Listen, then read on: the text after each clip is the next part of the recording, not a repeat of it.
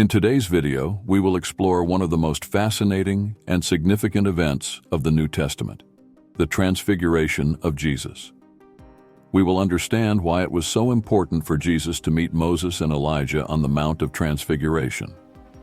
If you enjoy content like this, be sure to like the video and subscribe to the channel so you don't miss any updates. Let's get started.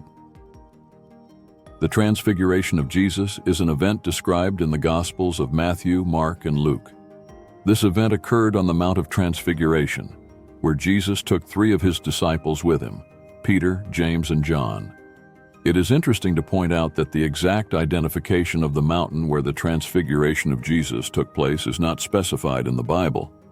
But among scholars of this topic, 2 main traditions have emerged regarding the possible location: Mount Tabor and Mount Hermon.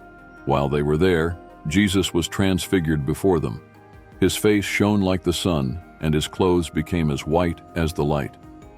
At that moment, Moses and Elijah appeared and talked with Jesus. Peter, impressed by the vision, suggested making 3 tents, one for Jesus, one for Moses, and one for Elijah. While Peter was still speaking, a bright cloud enveloped them, and a voice from the cloud said, "This is my beloved Son, in whom I am well pleased. Listen to him." The disciples were terrified and fell face down to the ground. Jesus approached them, touched them, and said, "Get up, don't be afraid." When they looked around, they saw no one except Jesus. Now that we understand the context of the event, let's talk about Moses and Elijah. Moses is a central figure in the Old Testament, known for leading the Israelites out of Egypt and receiving the law on Mount Sinai. He represents God's law, which guided the people of Israel for generations. Elijah, on the other hand, is one of the greatest prophets of the Old Testament. He is known for his powerful defense of worship to God during a time of great apostasy in Israel. Elijah was taken to heaven in a whirlwind without experiencing death, becoming a symbol of prophecy and God's power. The presence of Moses and Elijah at the Transfiguration is not by chance. They represent the entirety of God's revelation in the Old Testament, the law and the prophets. By meeting with Jesus, they testify that Jesus is the fulfillment of these sacred scriptures. He is the convergence of the law and the prophecy, the realization of God's promises. The presence of Moses and Elijah at the Transfiguration of Jesus also carries profound theological and symbolic significance. Moses, as we said, represents the law. Elijah represents prophecy. Together, they encompass the entire Old Testament. By appearing with Jesus, they show that he is the fulfillment of both. This event fulfills at least in part the prophecy of Malachi, which says that Elijah will return before the great and dreadful day of the Lord. I say in part because, after the Transfiguration, Jesus answered the disciples' question, which was, "Why then do the scribes say that Elijah must come first?" Jesus' answer was, "Elijah truly shall first come and restore all things. But I say to you that Elijah has already come, and they did not know him, but did to him whatever they wished. Likewise, the Son of Man is also about to suffer at their hands." Then the disciples understood that he spoke to them of John the Baptist. In the verse, "Elijah truly shall first come and restore all things," from Matthew 17:11, the verb "shall come" is indeed in the future tense in the original Greek. The Greek phrase used is erkatai, for his coming, apokatastisi, for will restore, both indicating future actions.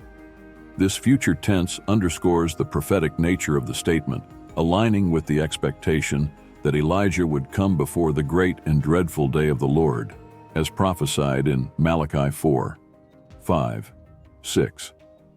Some scholars and theologians believe that Elijah will literally return during the end times.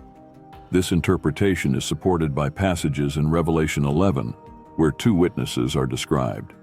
Many believe one of these witnesses will be Elijah due to the similarities in their ministries, such as calling down fire from heaven and preventing rain, which reflect the actions of Elijah in the Old Testament. A broader interpretation suggests that Elijah's return could be represented by a group of people or a prophetic movement that embodies his spirit and mission.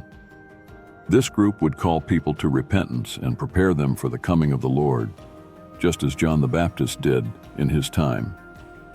While John the Baptist is seen as partially fulfilling the role of Elijah, some believe there will be a more literal future fulfillment of this prophecy before the day of the Lord, which is associated with the end times and the Great Tribulation. This is suggested by the expected roles of the two witnesses in Revelation, one of whom is often identified as Elijah. So why did Jesus need to meet Moses and Elijah on the Mount of Transfiguration? First, this meeting reaffirms Jesus' mission. Moses and Elijah represent the law and the prophets, and their presence confirms that Jesus is the promised Messiah, the fulfillment of the law and the prophecies. This event shows that Jesus did not come to abolish the law and the prophets, but to fulfill them. Second, the Transfiguration offers a glimpse of Jesus' glory, strengthening the disciples' faith before his crucifixion. They would need this divine confirmation to face the challenges ahead. Finally, the heavenly testimony with God's voice saying, "This is my beloved Son, in whom I am well pleased. Listen to him," authenticates Jesus' authority and his unique role in the history of salvation. What can we learn from the event of the Transfiguration?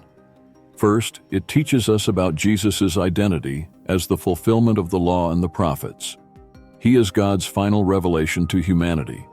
Second, it reminds us of the importance of obedience and listening carefully to Jesus, as emphasized by God's voice during the event.